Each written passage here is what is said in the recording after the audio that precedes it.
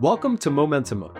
My name is Mike Shannon, and in today's episode, I'll be joined by my co-host, Corey Ferengul, as we welcome Andrew Gunderman, a fascinating entrepreneur here in Chicago, who has curated one of the most influential groups of influencers and used that, it's called Renowned Chicago, for a range of different impacts. He has a fascinating founder story. He's from a farm town in Ohio, and now he hosts penthouse events with billionaires in Chicago. We'll dive into all of that. But first, I want to thank and recognize our sponsor, Kilpatrick Townsend in Stockton, an innovation-focused law firm that both Corey and I have worked with for over a decade.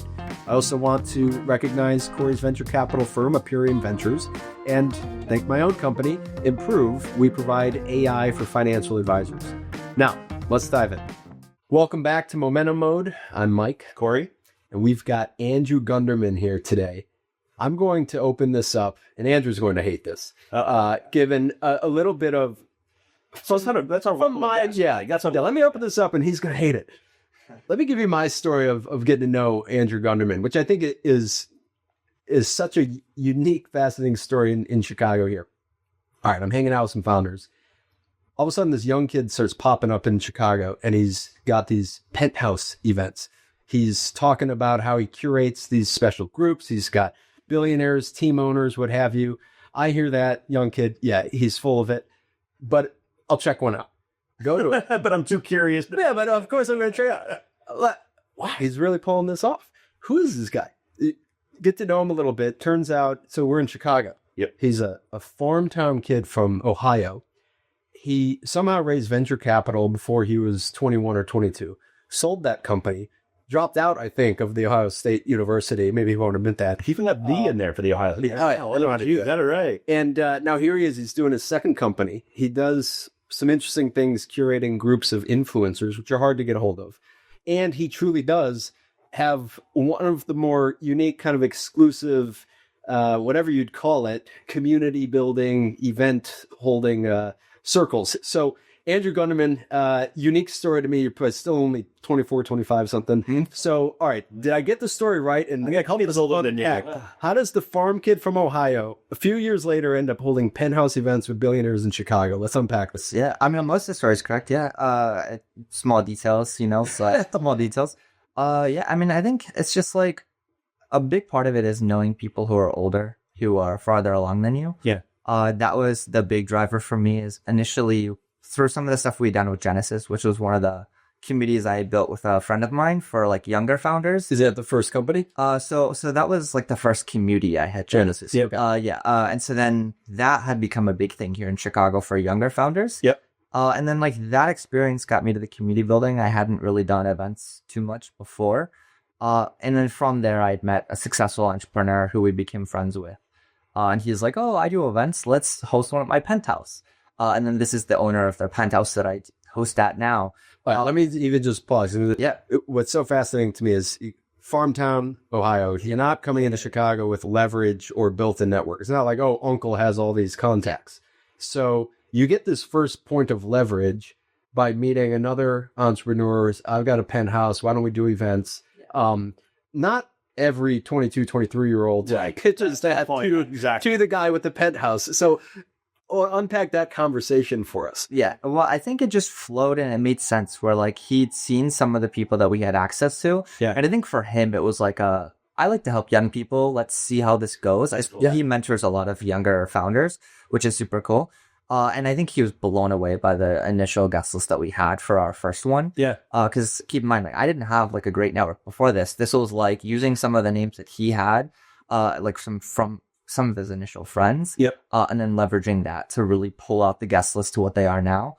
But it's funny because it's at the end of the day, it's always been just sales. Like you were talking about, like the billionaires, team owners. Like it's all just sales at the end of the day to get people to realize these are legit.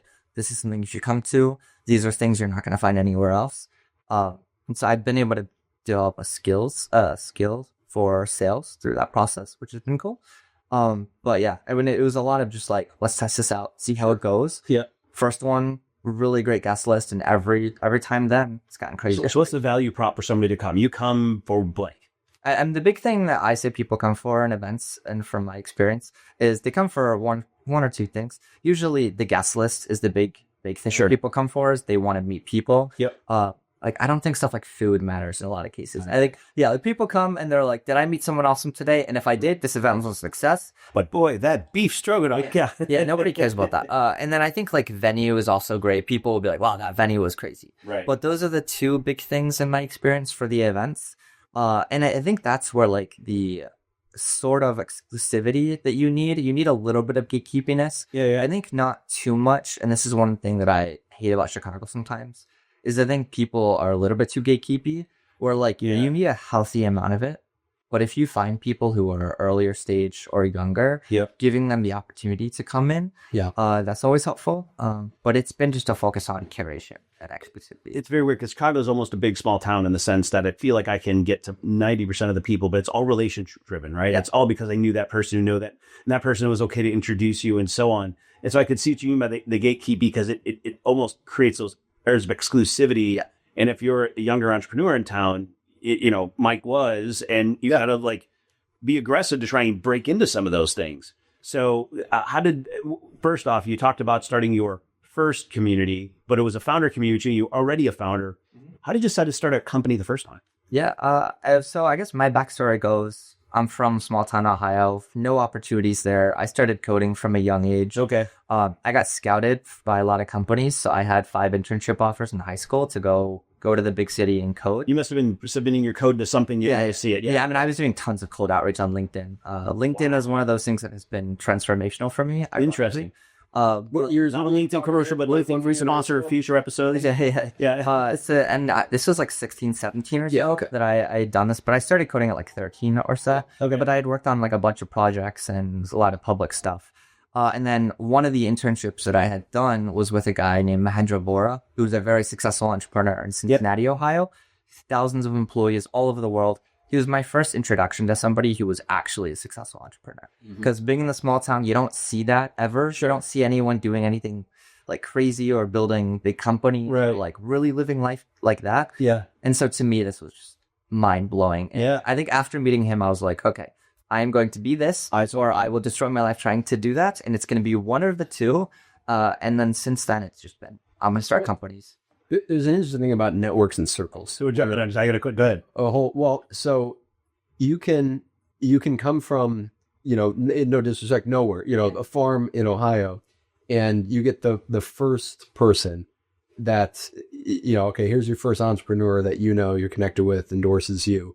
And now all of a sudden you can gain this credibility with like a whole circle. Yeah. And you've sort of like played this game and made that trade up to the side over. And now it's like, you've got this thing in Chicago, and now you're trading not just on like, okay, one intro to the next, but now it's like, okay, I've got a private dinner. Maybe you've got the penthouse event, and you've started to parlay this into a business model, which is a tricky thing to figure out. Influencers can be kind of fickle. So how do you translate this? You could be a good networker, right? Maybe you're one of the best, but to make that a business model, which you're still early stage, how do you approach that? Yeah. I mean, I think the big thing is deciding what the model is. Yeah. I think a lot of people do the same types of models where they become commoditized. Yep. And I will say, I think one of the biggest advantages that I've gained over the last year or two of doing this, and like you said, kind of like jumping through the network and climbing the mountain, I guess, is like the interesting thing is I meet a lot of successful entrepreneurs and I get to learn from them. Yeah.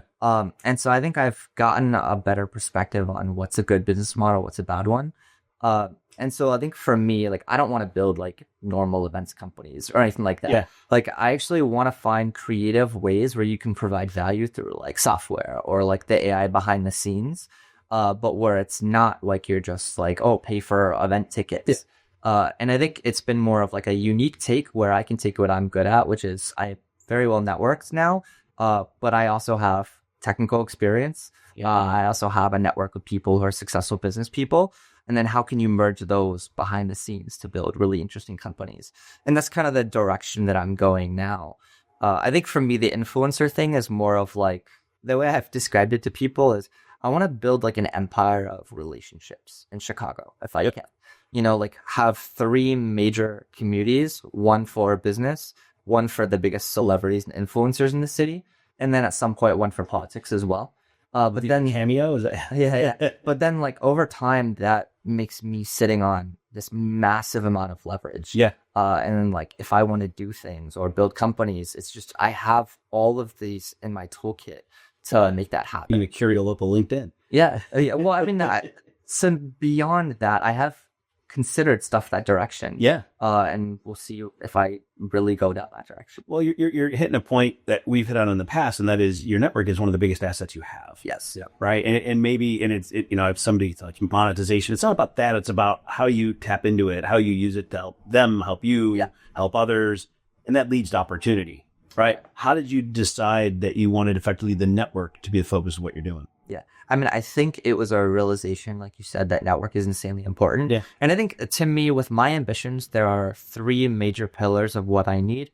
And one is like network. I need to be well networked. I need to know the right people. I need to have leverage in that area of life. Yeah. I also need to be knowledgeable. I need to learn a lot of things. And you can learn way faster if you know the people that are behind the scenes doing stuff. Yeah. Like if I want to take a company public, I can call people that I know now that have done it instead of having to like Google it and like try to figure it out by myself. And then like wealth, which I want to build over time with lots and lots of companies. And so I think it's just like a realization of that. And then how do you tackle those systematically?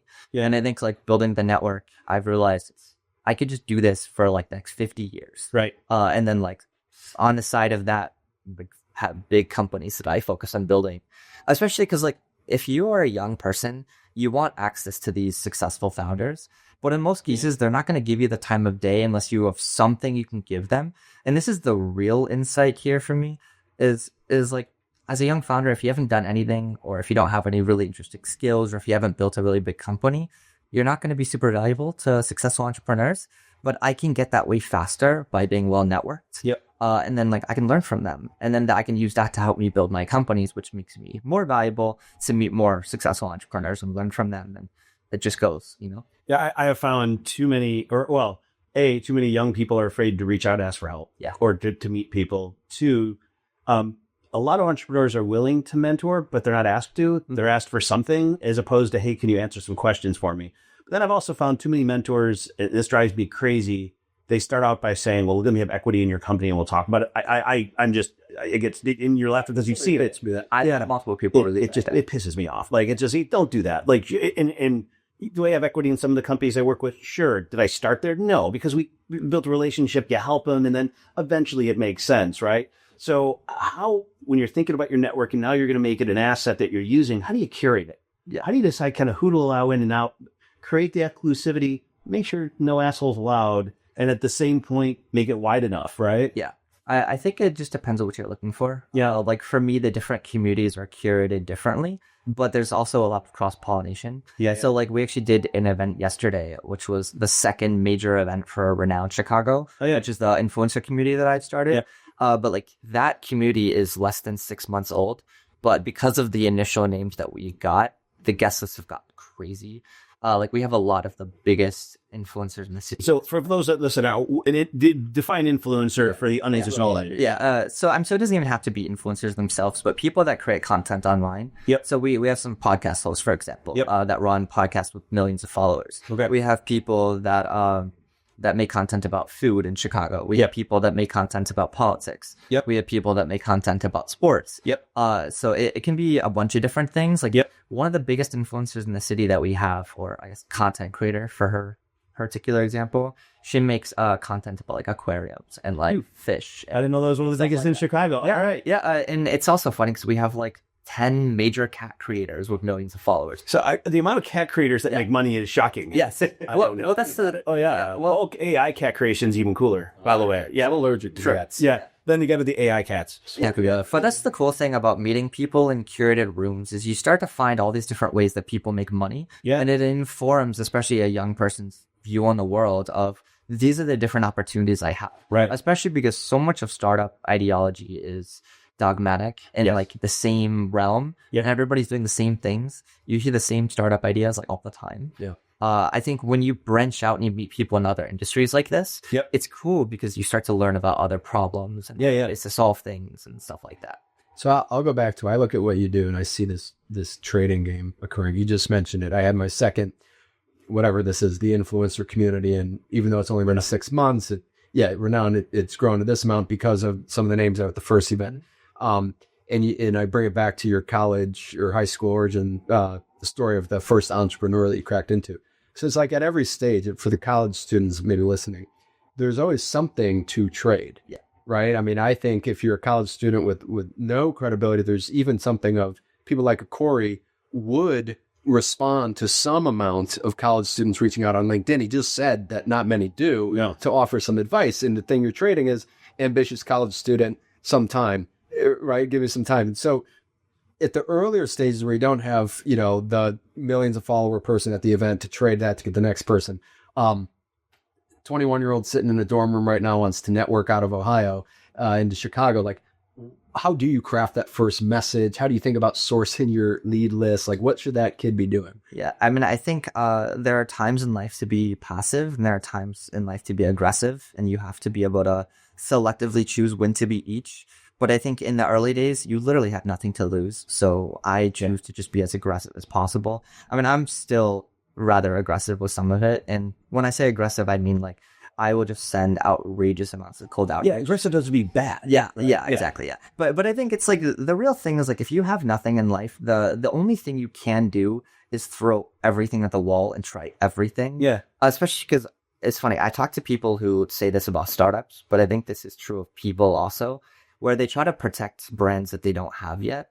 And it's like, that doesn't mean you should do crazy stuff, but it's like, you should try something. And like, it doesn't matter if you like fail and it's like, oh, my brand looks bad. It's like, you don't have a brand. Nobody knows who you are. It's like, like I'm pretty well networked and there are still a lot of circles in Chicago that like people ignore me.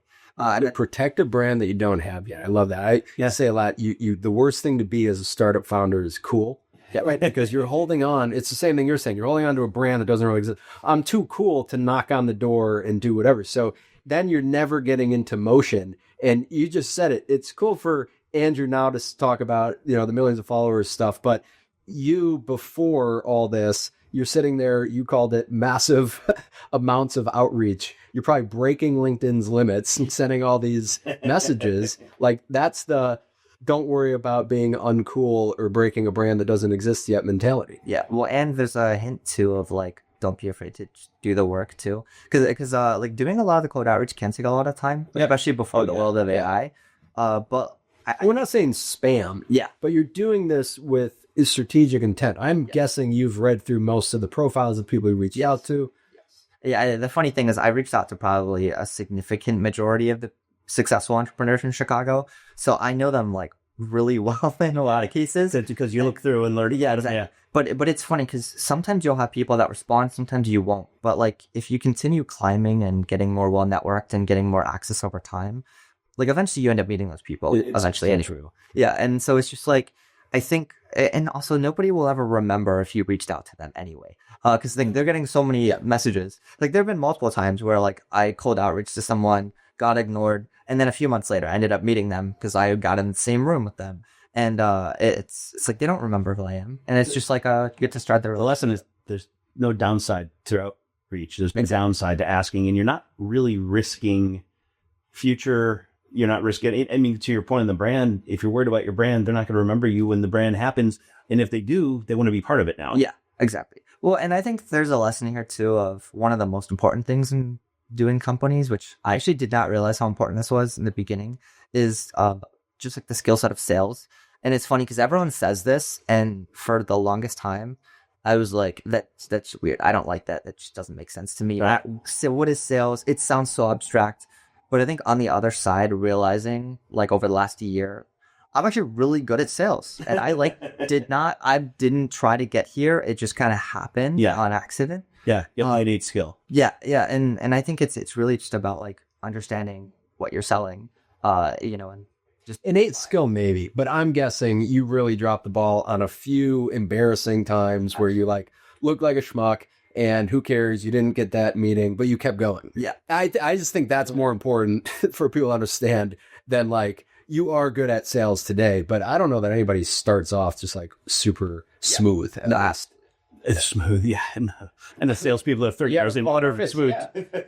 Yeah, but back to it, like you had no unfair advantage to all of a sudden be well networked in Chicago. Yeah. Like, and you just climb. All right, so let's go back to the influencers. So what made you decide? You got these people that are posting content on social media. They're, getting followings. They're making money doing it. And you decide you're build a community for them. Like, how did you go down that path? Yeah. Well, the funny thing, this is actually something I thought about before the podcast. One of the interesting things about building a community is in some ways it's a lot like building a company. Like there are actually a ton of parallels.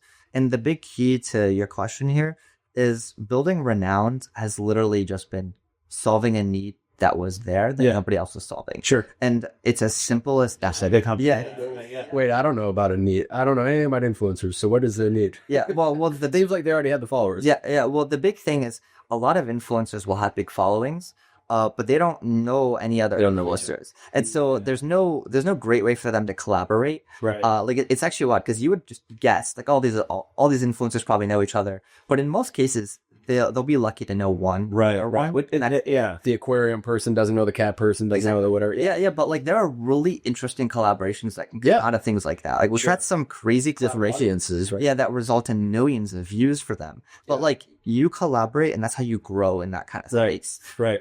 And nobody does that. And I think the big thing too is everybody's constantly trying to sell to influencers. Yes. And I think our whole thing is we care about the relationships with them. We're not trying to sell to them.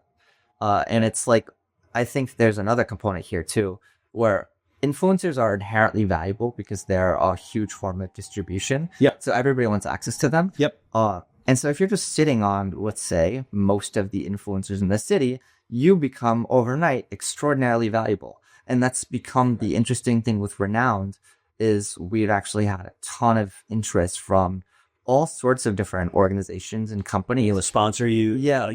But also weird ones where like there are opportunities to be politically involved. Like with the last election being new media, it's like you can have local influencer use cases for which isn't media, is that right? Yeah. Right. And so there's a bunch of different really unique, interesting things. Yeah. But I think the big thing about building companies is you need some form of asset to build a company. Yeah. But like that asset can be something as simple as knowing the right people and a network. It can be knowledge. It could be any number of things.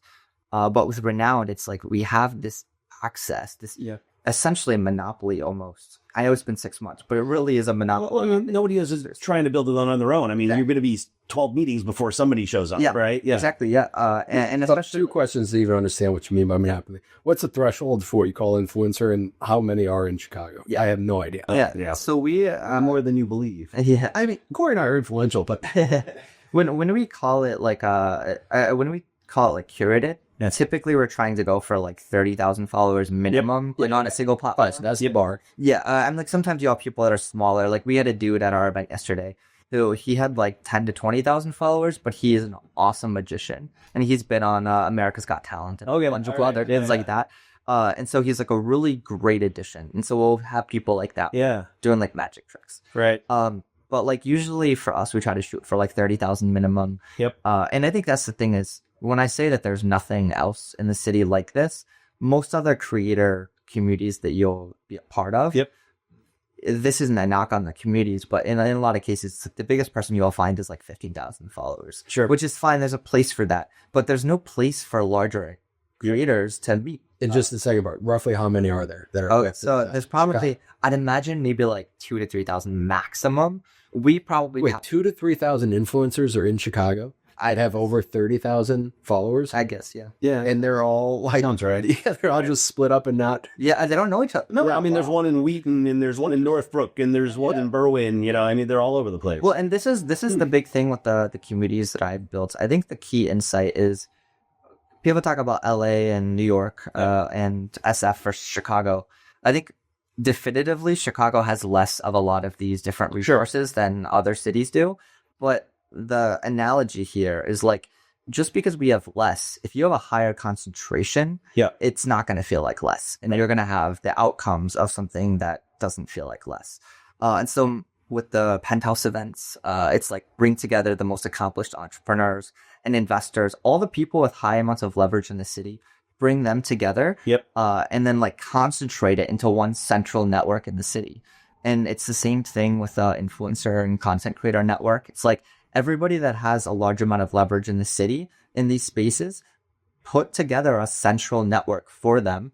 And then like you can move that network in different directions. Yeah. You can make crazy things happen. Yeah. Like you could literally get mayors elected or like you could, like get people, like you get companies started, you can get people funded. Like all of these things have happened from the events for the most part. So I'm part of a venture capital firm that invests in advertising technology. Yeah. Right. And what's so interesting is the influencer world is just starting to be taken seriously there. Exactly. But the brands we talk to are all like, I got to understand this influencer thing. And they're talking about moving more and more money there.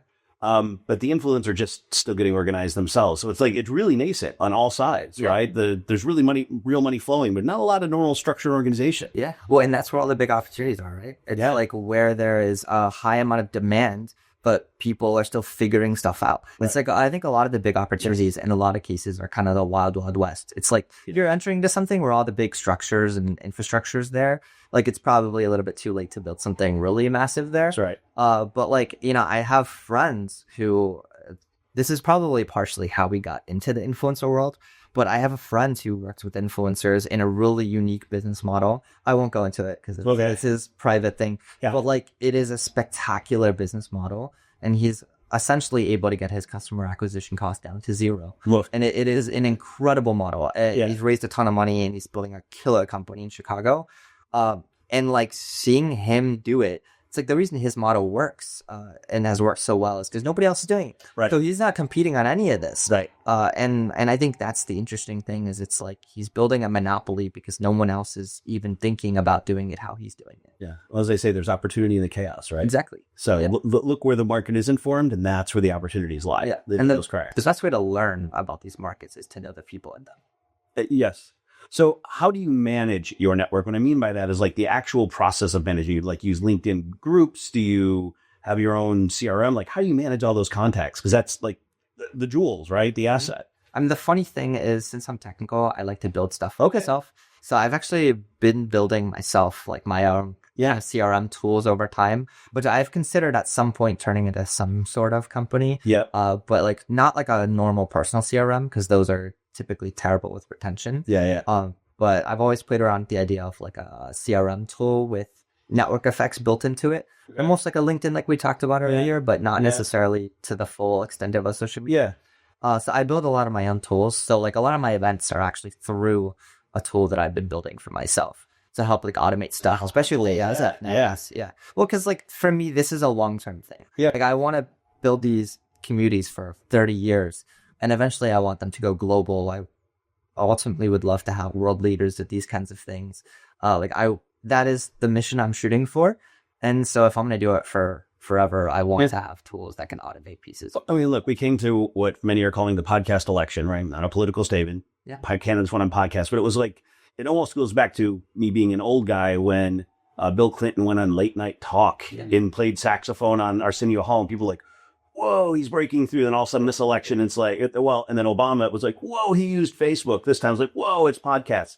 Every time you see these shifts when it's mainstream and the election is built around that medium. And I think coming around, Joe Rogan, other influencers played a big role. I think you're about to see a bigger role you made comments about activists, political and so on. But then that's when the brands follow. That's when the money follows. So, I mean, it's a really interesting evolution to be at the front end of. Well, especially localized. And that's the big thing that a bunch of my friends and I talk about all the time is for a lot of the really big influencers, it's not localized. So it works well for like the presidential election to do like, really big creators. But I think what you're going to start seeing is people taking advantage of niche, localized, like city-focused creators in business and politics. And I think that's way more relevant to business. It's way more relevant to politics. I think, next elections, you'll see that probably for the first time. Yeah. And for business, it'll be a big thing. Because I already know friends doing stuff like that, and they're dominating. Because they're in the beginning stages of it. So. Right. So you talked about a lifelong vision as we wrap up here.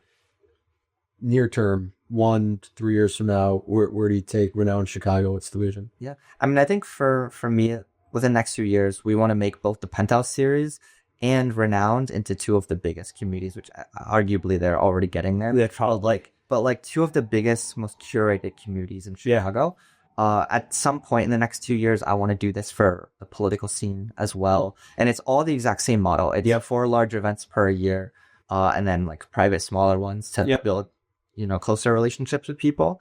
But it's like try to, make myself and the people around me the center of the ecosystem where we can connect dots and help people across all these different industries. And then, I want to continue trying to build big companies throughout my lifetime. That's something I'm always going to be doing, whether or not it's easy.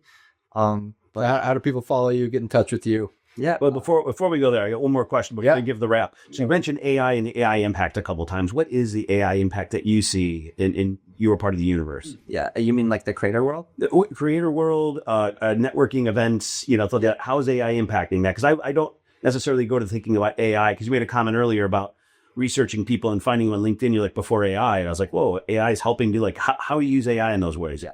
I mean, I think the way that I see things is AI is in certain analogy, almost like a calculator. Yeah. Where like, instead of doing handwritten math like we had to used to do, you had the calculator and it's like, okay, you put in an input and then you get an output and it removes a step and it goes up a layer. Yep. And I think it's going to be the same with a lot of the AI stuff as well. Yeah. Where like you'll start to have things just go up a single layer.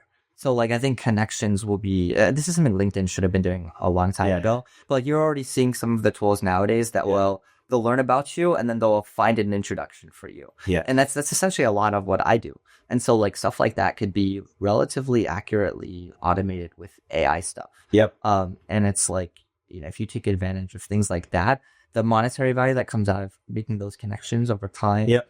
I think like CRM tools, like I said, CRMs by themselves, typically bad retention. But if you add in network effects on top of those and add a little bit of social media type features without it being a full blown social media, I think like a LinkedIn, but it's a CRM. I think there's a lot of opportunity there. Like I said, that's something I've been exploring a little bit at some point as well. Very interesting. But like, I think the big thing with people is they want to meet other relevant people. Yes. And if you can help make that happen, I think, that's where a lot of... Especially in many call the loneliness era where people don't have enough friends and enough connections and they're working from homes that are standard, and so on. Yeah. Yeah. Especially for... A takeaway line on all this that you just told us, people with millions of followers or thousands or whatever don't know the other people who have it in the same town of Chicago is a very interesting thing. Yeah. Well, and people are siloed. And you see that in every industry. Yeah. If you can bring together the siloed people, it's actually leads to crazy opportunities. Awesome. Fascinating. Andrew Gunderman, thanks for joining.